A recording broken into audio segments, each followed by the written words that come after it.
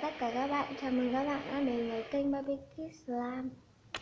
Bây giờ mình sẽ giới thiệu cho các bạn một loại slime nhé. Đây là một bản slime mới nhất nha. Mà bạn thấy nổi bọt lên này, rất là mùi thơm.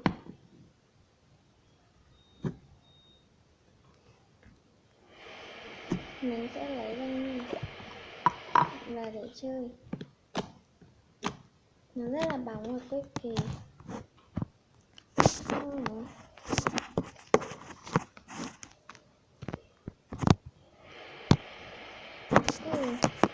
Thì mình sẽ quay cận cảnh cho các bạn.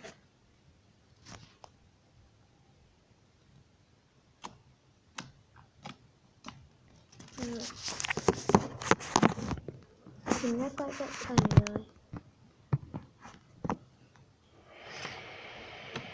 Rất là bóng luôn. Màu tím rất là mùi thơm.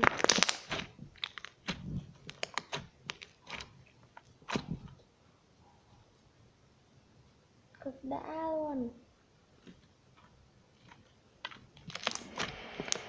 Mình vừa mới ngủ dậy nhé. Có một ít kim tuyến ở đây.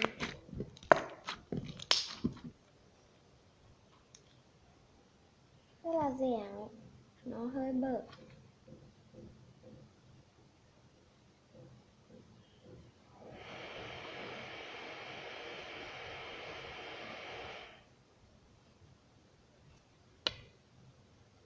Rất là bóng luôn.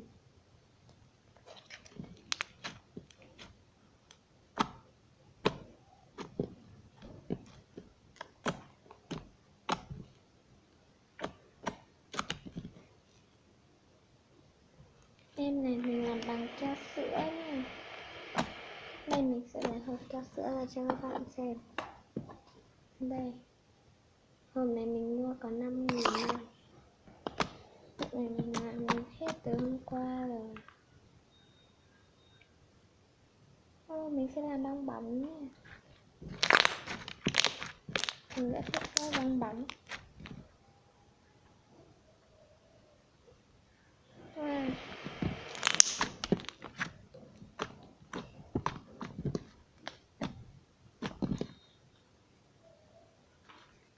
Cực kỳ bóng luôn. Bạn nào mua thì hãy comment xuống dưới cho mình nha.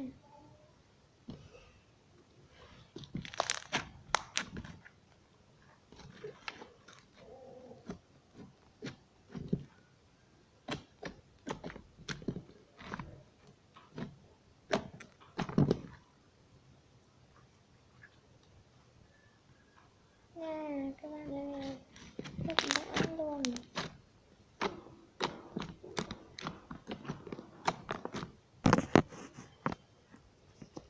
Đây nha.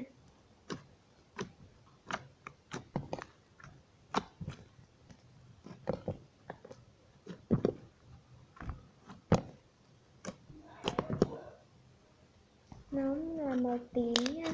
Còn mình nhìn trong máy nó màu tím nhạt. Tại vì mình mở điện màu vàng.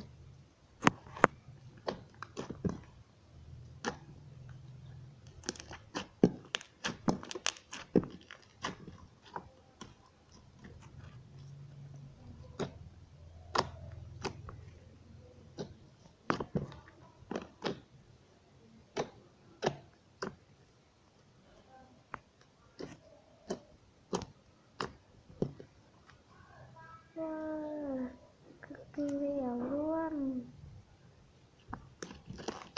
Và video của mình đến kết thúc. Bye bye các bạn, nhớ like, share và subscribe nha. Bye bye.